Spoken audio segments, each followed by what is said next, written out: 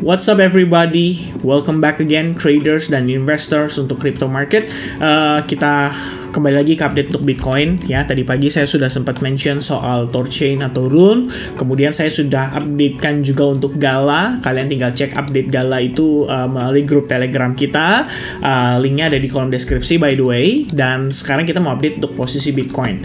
Teman-teman, before lanjut lebih jauh, saya pengen remind kalau weekend ini kita, bukan weekend ya, hari Jumat lah ya, kita punya NFP ya. NFP ini adalah data ya seputar ketenaga kerjaan di Amerika Serikat. Jadi selain NFP itu ada unemployment rate ya. Kedua angka ini akan menjadi data yang sangat-sangat penting untuk pengambilan keputusan The Fed terkait dengan suku bunga yang akan mereka ambil atau akan mereka tentukan pada November atau Desember mendatang.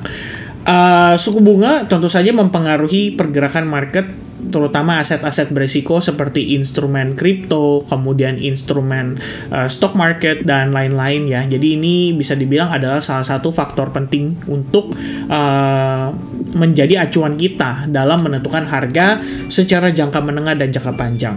Sementara ini kalau kita lihat Bitcoin, of course saya bisa katakan bahwa kita sudah berada di dekat-dekat atau detik-detik bull run ya. Ini kalau orang bilang biasanya menjelang halving itu kan ya, banyak orang yang optimis sekali bahwa bull run akan terjadi setelah halving.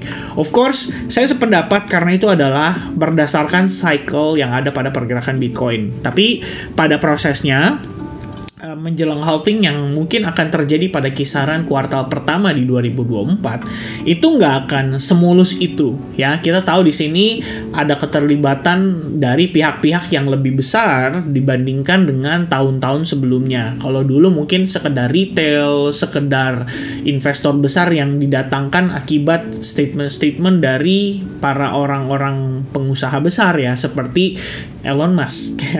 Mungkin saya persingkat aja, Elon Musk ya, kayak tahun lalu kan menjadi faktor pendorong dan aktivitas di dalam market kripto. Dan semenjak itu kita tahu semakin banyak institusi yang tertarik seperti BlackRock, kemudian Fidelity, kemudian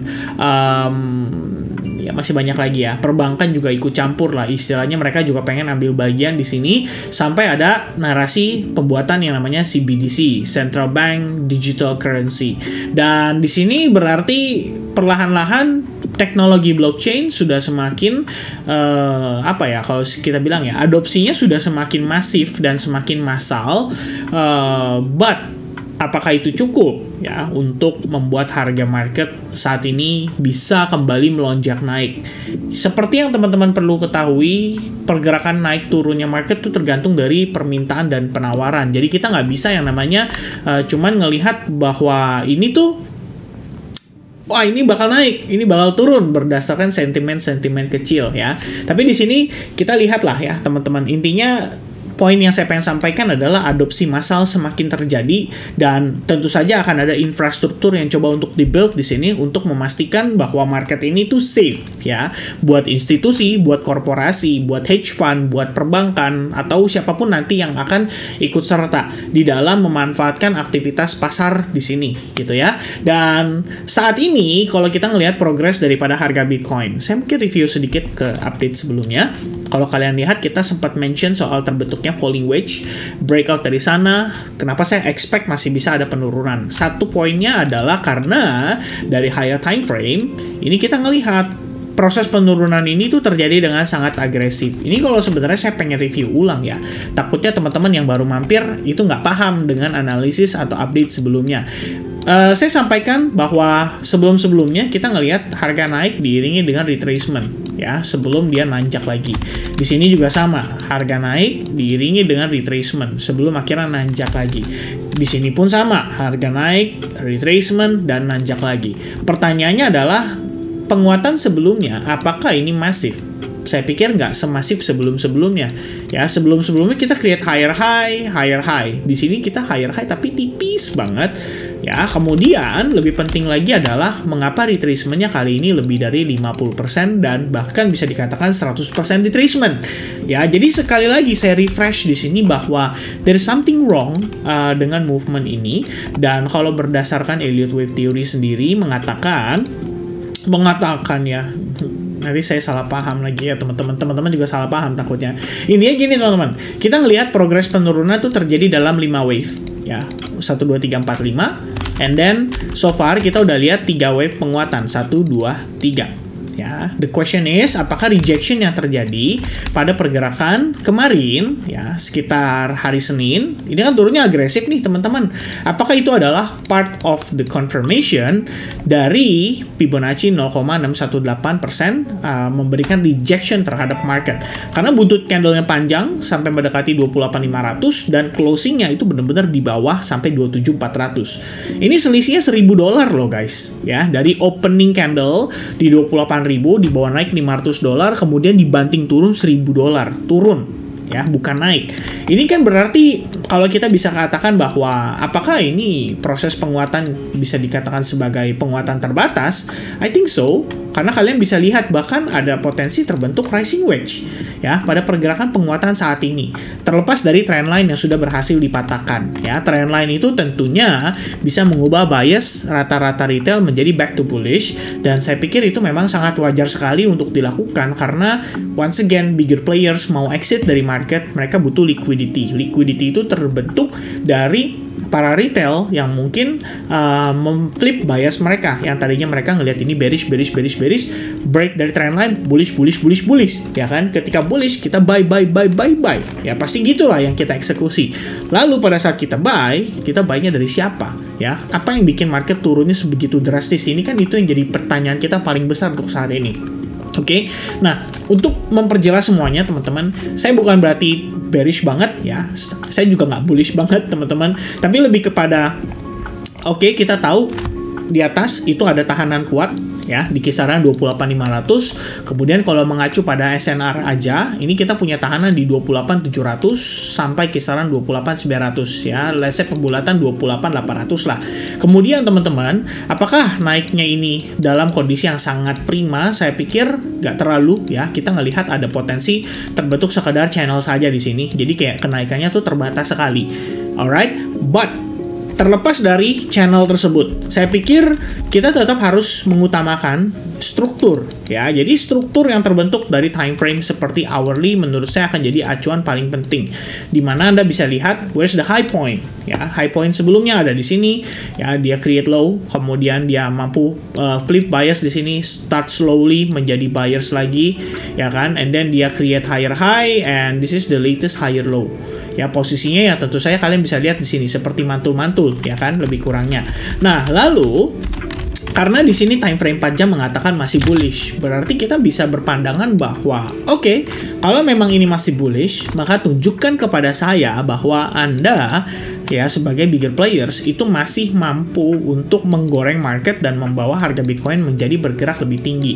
Dan oleh karena itu kemarin kita notice ada si falling wedge terbentuk mendekati area demand. After that kita ngelihat ada reaction cukup baik dan diiringi dengan proses transisi menjadi inverted head and shoulders, which is kalau kita lihat technically saat ini kita udah lagi ngetes neckline-nya ya. Permasalahan yang saya lihat di sini adalah kenapa naiknya slow banget ya. Kita butuh naiknya yang impulsif meledak-ledak kayak gini. Ya, ini naik impulsif meledak-ledak, ini naik impulsif meledak-ledak, di sini pun naik impulsif meledak-ledak. Ya, terakhir waktu kita di sini expect harga bisa mengalami reversal, teman-teman bilang ini bull trap, dan tampaknya bear-nya yang justru malah kena trap, ya kan? Kemudian saat ini ketika mungkin banyak orang berpikir bahwa ini adalah bullish momentum yang sangat signifikan, malah jadi timbul pertanyaan bagi saya, apakah ini justru bull trap-nya ya dari higher time frame? Apakah ini adalah bull trap-nya kita yang bisa bikin harga malah terkoreksi lebih jauh? Yang mudah-mudahan sih ini adalah benar-benar momentum untuk dia kembali bullish. But once again guys, as long structure di time frame berapapun kayak 15 menit, 30 menit, 1 jam menunjukkan masih bullish, teman-teman bebas-bebas dan sah-sah saja untuk memanfaatkan kondisi pergerakan ini sebagai buy opportunity. Jadi kalau kita lihat di manakah low point pada time frame 1 jam, ini low point-nya, ini adalah high point-nya. Ya, Anda bisa lihat di sini high point, low point, ya, kemudian high point, dia di sini ada struktur shift, starting untuk reversal, kemudian kalau kita lihat dia koreksi, ya ini masih potensi untuk higher low. Ya kan? Lebih kurangnya kan kayak gitu, teman-teman. Nah, kita lihat lagi di low point ini apakah ada demand yang masif? Saya pikir ada. Clearly kita ngelihat ada strong bull candle, sangat signifikan naik dan mengubah course daripada pergerakan Bitcoin secara masif ya, di mana high point ini tuh berhasil di take out, di break dengan kondisi yang cukup impulsif, dan sekarang posisi kita sudah dalam keadaan bullish thanks to this breakout ya, breakout momentum yang terjadi pada sekitaran jam-jam tadi pagi ya, sekitar jam 1, 2, 3, 4, 5, 6 sampai terakhir jam 7 pagi. Habis itu kita mulai ngelihat ada rejection lagi nih ya, rejection yang mungkin membawa Bitcoin mengarah ke koreksi. Nah, teman-teman, Anda bisa gunakan Fibo retracement from that low point to high point ya. Jadi kita bisa marking area ini, kemudian Anda bisa gunakan area tersebut sebagai pijakan nanti untuk melihat Bitcoin kembali rebound lagi atau tidak. Ya, nanti teman-teman bisa detailkan, lihat di time frame 30 menit atau misalkan di 15 menit, apa sih yang saat ini sedang terjadi. Kalau saya pikir before this we have a channel ya, dan technically after break dari channel itu kita ngelihat dia mulai masuk ke dalam fase koreksinya. Nah, di sini juga sama, kita punya channel ya kan, saat ini sedang terbentuk nih channel, ada trend line, kemudian ada trend line juga di bagian bawahnya ya. Ini kayak channel lah, terbentuk pergerakan channel di situ. Dan kalau misalkan nanti udah nyampe nih misalkan di level-level yang menjadi area of interest kita, tiba-tiba Anda lihat kondisi pergerakan kayak gini, bam, kemudian turunnya slowly, which is bagus banget ya kan. Dan by the time ini terjadi ya mungkin Anda sudah bisa expect nih, oke, ini dia ya, saatnya saya beli, saatnya saya buy, atau saatnya saya long di futures market. Nah, itu bisa menjadi sebuah acuan yang teman-teman bisa gunakan pada time frame kecil. Nah, saat ini biarkan dulu, kalau saya pikir selama dia terkoreksi ya, dia turunnya kan korektif, maka di sini saya pikir masih ada opportunity lah untuk Bitcoin create higher high, mengejar ke level-level yang tertentu, seperti misalnya contoh. Lihat lagi time frame besar, apa yang terjadi di sini? Oh, ternyata ini overall-nya masih bisa jadi lower high ya kan. Nah, bagaimana jika ini adalah high point-mu, kemudian proses naik ini tetap terjadi dalam keadaan bertahap atau korektif? Maka at some point Anda akan melihat ada rejection ya, mungkin bisa terjadi. Dan by the time rejection itu terjadi, that's gonna be our confirmation untuk potensi lower high before either dia jadi descending triangle dan lain sebagainya ya. Banyak banget lah possibility yang bisa terjadi di market untuk saat ini. But once again, as long lower time frame 30 minute, 1 hour nunjukin kalian bullish structure nih, ya udah ikutin aja. Karena kalau misalnya kita pengen trading ya, istilahnya ngelihat dari higher time frame, berarti kalian butuh waktu yang cukup lama. Mungkin eksekusinya bisa aja hari Minggu atau hari Senin, karena setelah itu baru ada reversal. Tapi kalau misalnya teman-teman pengen trading harian, ya lihat lagi, ini 30 menit kasih tahu kalian apa, ini 1 jam kasih tahu kalian apa.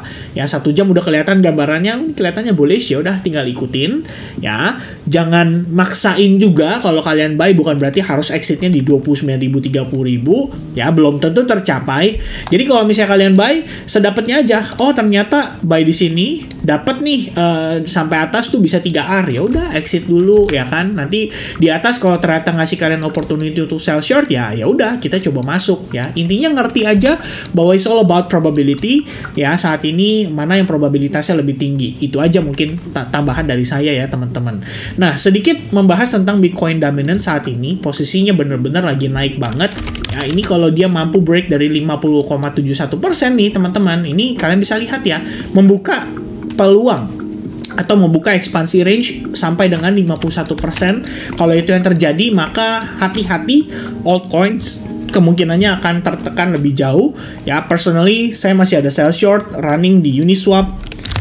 Tadi juga sempat update ke teman-teman di Advance Group ya, posisi saya di Uniswap saya sudah secure 50%, sisanya masih saya maintain dengan stop loss di break even. Kemudian juga ada PP Coin di sini, walaupun ada ascending triangle ya, tapi saya pikir karena ini kan trend line udah dipatahin ya, istilahnya dari ascending triangle ini mungkin nanti teman-teman bisa aja ngelihat dia transisi menjadi semacam inverted head and shoulders ya, kayak yang tadi saya mention ya. But once again ya, balik lagi, struktur is the king ya. Yang nomor satu itu adalah tren atau struktur.